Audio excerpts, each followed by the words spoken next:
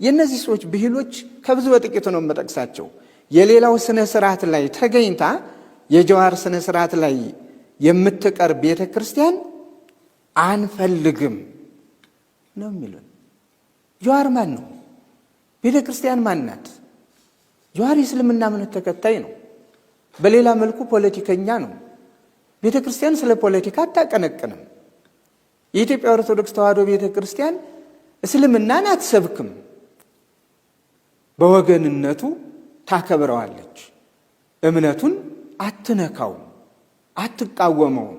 ዛሬ አይደለም ትናንትና በክብር የተቀበለችው ነው። ትናንትና ምንም እስልምና የሚባለው ኢትዮጵያ ምድር ላይ ሳይኖር አባቶቻችን እጆቻቸውን ዘርግተው ዓለም ሲያሳድዷቸው የተቀበለች እናት ቤተክርስቲያን ናት። አቅፋ ደግፋ እያስተማረችም ያኖረች ናት።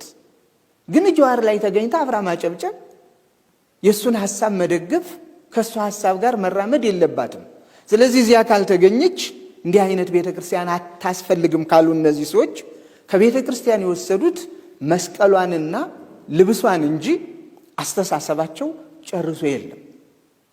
በእነዚህ ሰዎች ተሰብስቦ ውሳኔ መስጠት የቅዱስ ሲኖዶሱ ድርሻ ስለሆነ ግድ ነው።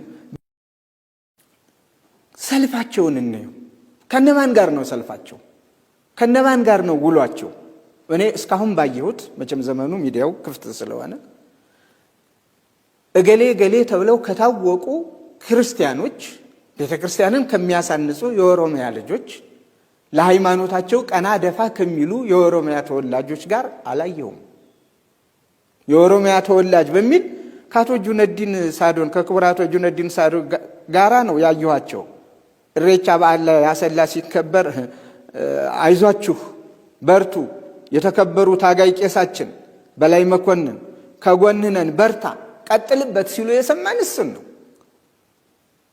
አንደኛ እንዴት ነው ቀጥልበት ለማለት? የእሳቸውን ሃይማኖት እየሰበከ አይደለም። ኦርቶዶክስን ላፍርስ የሚል ቀጥልበት ቄሳችን ከመቼ ዕለት ወዲህ ነው የእስልምና ቄስ የሆኑ እኒህ ሰውዬ? ይሄ ራሱ እኮ ያስጠይቃል። ቄስነታቸው ለኦርቶዶክስ ነው፣ እንደ መጠሪያ ቄስ ማለት ይቻላል። ስለዚህ ትግላቸው ከየትኛውም አካባቢ ስንመለከት ከእናቶ ጀዋር ጋር ነው የተሰለፉት። ከፖለቲከኞች ጋር ሆነው ነው ውረሩ፣ ያዝ፣ ቀማ፣ እጅህ አስገባ፣ አስወጣ ወራሪን ሲል የሰማ ነው። ይሄ ትንሽ ነገር ስላልሆነ እንደ በቋሚ ሲኖዶስና በቤተ ክህነት እንዲህ ብለናል የሚባል ነገር ስላልሆነ ውስጣችንም ከፋፍለናል የሚል ወሬ ስለነበረ በአቋም ደረጃ ሁሉም አባላት ተጠርተዋል። የተጠሩ ሁሉ መገኘት የነሱ ድርሻ ነው። ከተገኙ በኋላ ደግሞ ትክክለኛ ነው ብለው ያመኑበትን መናገር የነሱ ድርሻ ነው። ግን ያለምንም ድምፅ ልዩነት እንዳስተሳሰብ እንዲህ ብናደርግ የሚል ነገር ተነስቶ በአንድ ድምፅ ሙሉ በሙሉ ይህን ውሳኔ ወስኗል። ሲኖዶስ ያደረገው ይህን ነው። እስልምናን አላህ ወፍቋቸው ወፍቆኝ እጀል የሚቀበሉ ሰዎች ምሰጣቸው ሶስት ምክር አለ። ሶስት ምክር። የመጀመሪያው እስልምና የእውቀት ዲን ነው። በጨለማ ማመን የለም። አንብቡ ነው ምላችሁ፣ እወቁ። ዩቲዩብን እዩት፣ ዳዕዋውን አዳምጡት፣ መጽሐፉን አንብቡት። በኢቅራ በአንብብ የተወጠነ ዲን ያለ ወዕለም ተብሎ ነው የታወጀው። እስልምና ውስጥ በጨለማ ማመን የለም። አንብቡ ነው ምላችሁ። ሁለተኛ ምክሬ ጥላችሁት የምትመጡት ቤተሰብ፣ ስራ፣ ማህበረሰብ፣ ጓደኛ ስላለ ችግር ይገጥማቸዋል።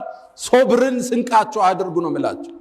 እኔ ብዙ ሰዎች አውቃለሁ በትላልቅ ኃላፊነት ላይ ያሉ እስልምና የሚያምኑበት መግለጥ ማይፈልጉ ካለበት ቦታ ይነሳል፣ ማህበረሰቡ ያገለዋል፣ ትዳሩ ይበተናል፣ ስራዬን አጣለሁ ሚል ስጋት አለ። ባሉበት አላህ ይጠብቃቸው። ይሄን ጥለሽ ለመምጣት ከወሰንሽ ሶብር ይፈልጋል ነው ማለት። ሶስተኛው የዛሬ ኹጥባ መልእክቴ ሙስሊሙና እስልምናን አንድ አርጋችሁ አትዩ ነው ማለት። እስልምና የተሟላ ዲን፣ ሙስሊሙ ግን ከፈሎውን ሊተገብር ይችላል፣ ከፈሎውን ሊያጎል ይችላል። ነገ ያሰለመ ሰው ራሱ ሊበድል ይችላል። እስልምና አይደለም የበደልህ ጓደኛ ነው ነው ማለት። እስላም ምሉ ውብ ዲን ነው። ከእስልምና ላይ ግን አዘጋገናችን ይለያያል። ወሚንሁም ሙቅተሲድ ወሚንሁም ዛሊሙን ሊነፍሲህ ወሚንሁም ሳቢቁን ቢልኸይራት። በኸይር የተስፈነጠሩ አሉ፣ ጥጋቸውም አይደረስ። መሐከለኞች አሉ። እንደኛ ደግሞ ነፍሱን ይበደላል። ነፍሱን የበደለው ሲያገኝህና ብር ሰጠኸው ሊወስድ ይችላል፣ ሊዋሽህ ይችላል፣ ሊያማህ ይችላል። ያኔ ሙስሊሙ እንጂ እስልምና አይደለም የበደለ። መልእክቴ አንድ ነው። የእስልምና ዘብ እንሁን፣ ጠበቃ እንሁን። ኢስላም በእኛ በኩል እንደይጠቃ እኛን ሰው ሲያይ እስልምናን የሚቀበልባቸው ምክንያቶችን ነው።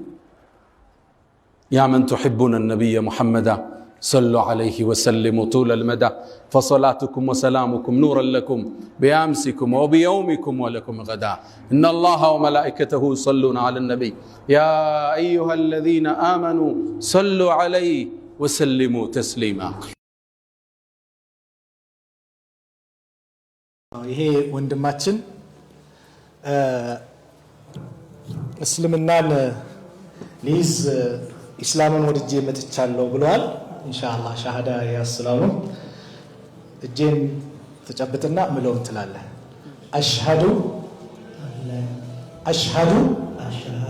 አላ ኢላሃ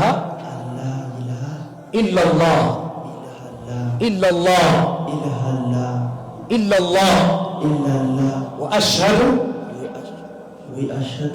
አነ ሙሐመደን አብዱሁ ወረሱሉሁ። ኢንሻአላህ ከአላህ በስተቀር በእውነት የሚመለክ አምላክ የለም ብዬ እመሰክራለሁ። ሙሐመድን የአላህ መልእክተኛና ባሪያው ናቸው ብዬ እመሰክራለሁ። ኢሳም የአላህ ባሪያና መልእክተኛ ነው ብዬ እመሰክራለሁ። አላሁ አክበር አላሁ አክበር። ስምህ ማነው? ተመስገንና ተመስገን ሚልኪያስ። ከእስልምና ስም ብትወደው ማለት ነው። አንተ ደስ የሚለው የትኛው ሲጠራ? ማሻአላህ ሙሐመድ። ነቢዩ ሰለላሁ ዐለይሂ ወሰለም ሲወለዱ ሙሐመድ የሚባለው ስም እምብዛም አይታወቅም ነበር። አብዱልሙጠሊብ መጥተው መሐመድ ብለው አወጡላቸው። አሁን ዓለም ላይ ቁጥር አንድ ስም ነው ሙሐመድ። ሁሌም ይጠራሉ፣ ሁሌም ይወሳሉ፣ ሁሌም ይወደሳሉ። የጠላም ቢጠላ ማለት ነው። ሙሐመድ ሚልኪያስ ይሆናል ማለት ሙሐመድ ሚልኪያስ። ያንተ ስም ይሁን ያንተ ስም አይቀየርም። አላሁ አክበር አላሁ አክበር።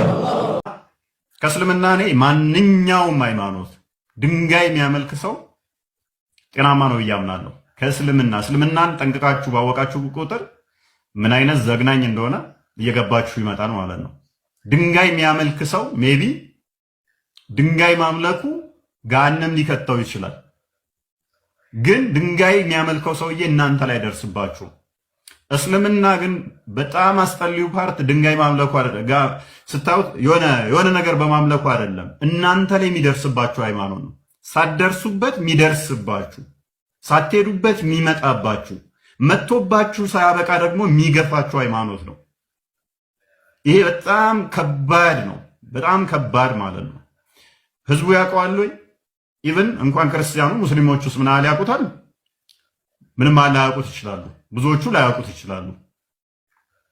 ነገር ግን ሃይማኖቱን ጠለቅ ብላችሁ በገባችሁ ቁጥር በጣም በጣም የወረደ በጣም ቆሻሻ እንትኖች ያሉበት ነው። እኔ ደጋግሜ እላችኋለሁ፣ ከሰዎቹ ጋር ምንም ችግር የለብኝም።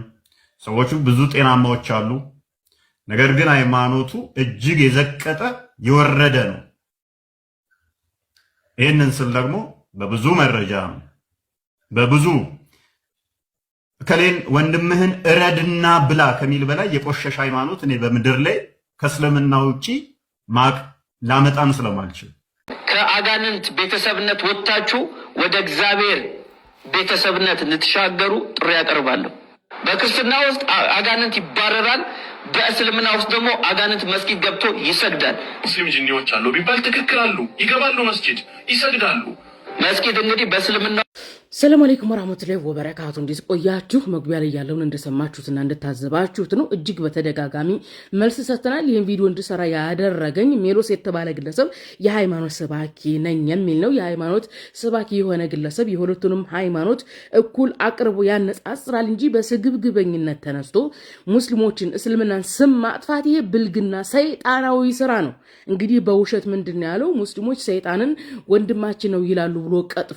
እኛ ሙስሊሞች ሰይጣንን በአምላካችን አላህ ስም እንጠበቃለን እንላለን እንጂ ወንድማችን ነው አንልም። እዚህ ጋር ልብ በሉ። በእስልምና አስተምሮና በክርስትና አስተምሮ ያለው የሰይጣን አስተምሮ እጅግ ይለያያል። በክርስትና አስተምሮ ሰይጣን ማለትም አጋንንት የወደቀ አመፀኛ መላእክት ነው። የእግዚአብሔር ቤተሰብ ነበረ። ይህ መላእክት እግዚአብሔርን አልታዘዝም ብሎ አምጾ ምን ሆነ? የወደቀ አጋንንት ሆነ፣ ሰይጣን ሆነ ማለት ነው። ነገር ግን በእስልምና እኛ ምናምነው መላእክት ከብርሃን ነው የተፈጠሩት፣ አያምጹም። ሁልጊዜም አምላክን የሚያገለግሉ ናቸው። ኦኬ። በእስልምና የሰው ልጅ የራሱ የፍጥረት ዓለም እንዳለው ሁሉ አጋንንት ማለትም ጂኒዎች የራሳቸው የፍጥረት ዓለም አላቸው። የሰው ልጅ ነፃ ምርጫ እንዳለው አጋንንትም ነፃ ምርጫ አላቸው። የሰው ልጅ ያምናል፣ ይክዳል። አጋንንትም ያምናሉ፣ ይክዳሉ። የሚያምኑትን አጋንንት ማለትም ጂኒዎች አማኝ እስከሆኑ ድረስ ወንድሞቻችን ናቸው። ምክንያቱም መጽሐፍ ቅዱስ ላይ ኢየሱስን የእግዚአብሔር ልጅ ነው ብሎ የሚያምን ወንድማችን ነው ይላሉ። መጽሐፍ ቅዱስ ላይ አጋንንት ኢየሱስን የእግዚአብሔር ልጅ ነው ብሎ ያምናሉ። ስለዚህ አጋንንት ለካፊሮች ወንድሞቻችሁ ናቸው፣ ለነሜሎስ ወንድሞቻችሁ ናቸው። ምክንያቱም መጽሐፍ ቅዱስ ላይ ያሉት አጋንንት ከፈሪሳውያን ኢየሱስን በዝሙት ተወለደ ከሚሉት አይሁዶች በተሻለ ኢየሱስን የእግዚአብሔር ልጅ ነው ብለው ያምናሉ። ስለዚህ ወንድሞች ናቸው። ተግባብተናል። በመሆኑም በእስልምና ያሉት አጋንንቶች የሚያምኑና የሚክዱ ናቸው። ጂኒ ማለት ነው። የሚያምን ጂኒ አማኝ ጂኒ ይባላል። የሚክድ ጂኒ ምን ይባላል? ሸይጣን ይባላል። ሰይጣን ይባላል። ሸይጣን ብሎ ማለት አመፀ፣ እምቢ ያለ፣ አፈነገጠ ማለት ነው። ስለዚህ አመፀኛን ጂኒ ምንድን ነው የምንለው? በአላህ ስም እንጠበቃለን። አዑዙ ቢላህ ምን ሸይጣን ነው የምንለው። ከሰይጣን በአላህ ስም እንጠበቃለን፣ ከሰይጣን በአላህ እንጠበቃለን እንላለን እንጂ ሰይጣን ወንድማችን ነው አንልምና አትዋሽ አቶ ሜሎስ። ኦኬ። መጽሐፍ ቅዱስ ላይ አጋንንት የእግዚአብሔር ቤተሰቦች ነበሩ። ተግባብተናል። የያዕቆብ መልእክት ምዕራፍ 2:19 ጀምራችሁ ስታነቡ አጋንንት እግዚአብሔር አንድ እንደሆነ ያምናሉ፣ ይንቀጠቀጡማል። ታዲያ እንደዚያ ከሆነ ለምንድን ነው አጋንንት የሚባሉት አይታዘዙም?